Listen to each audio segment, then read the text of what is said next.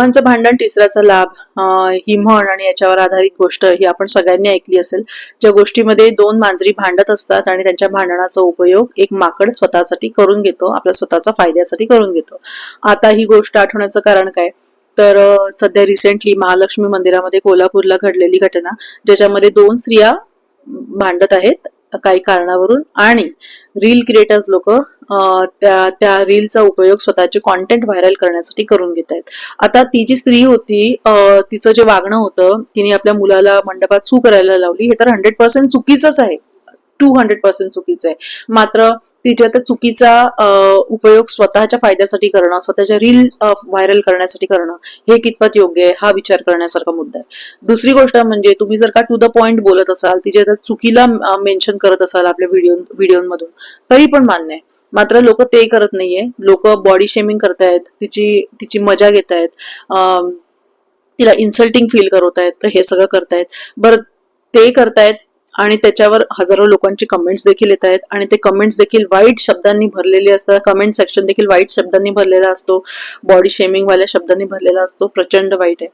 कसे काय लोक करू शकतात, आय रिअली डोंट अंडरस्टँड. इंस्टाग्रामवर काल मी एक ऍड बघितली, त्या ऍड मध्ये देखील त्या कंपनीवाल्यांनी त्या प्रसंगाचा उपयोग स्वतःच्या ऍडव्हर्टाइजमेंटसाठी करून घेतला होता.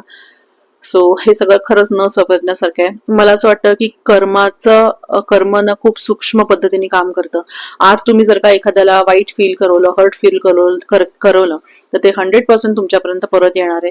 तिने जर का तुमची रील पाहिली, तिने जर का तुमचा कमेंट्स पाहिले आणि तिला हर्ट फील झालं, तर ते डेफिनेटली तुम्हालाही त्याच्यातून जावं लागणार आहे, हे नक्की माना. आणि कसं आहे माहितीये का, की तिचं कृत्य चुकीचं आहे, त्याचं समर्थन अजिबात मी करत नाही. ती आपण मात्र हे नक्की की तिला तिच्या कृत्याची शिक्षा मिळालीये, ती आहे तिथे रोज पश्चाताप करत असेल कदाचित, की कुठून दुर्बुद्धी सुचली आणि मी हे कृत्य केलं. तिला तिच्या कर्माची शिक्षा मिळालीये. आता अजून त्याच्यामध्ये अशा प्रकारे आपण ऍड करणं, हे मला असं वाटतं चुकीचं आहे. याच्यावर विचार करायला हवा.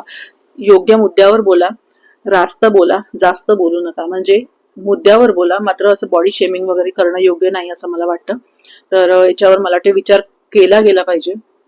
आय होप तुम्हाला हा माझा मुद्दा पटला असेल तसं कमेंट करून मला सांगा, नक्की सांगा. आणि ट्राय करा की असं आपल्या हातून कोणाच्या बद्दल होणार नाही. तर हा होता आजचा व्हिडिओ. हरे कृष्ण.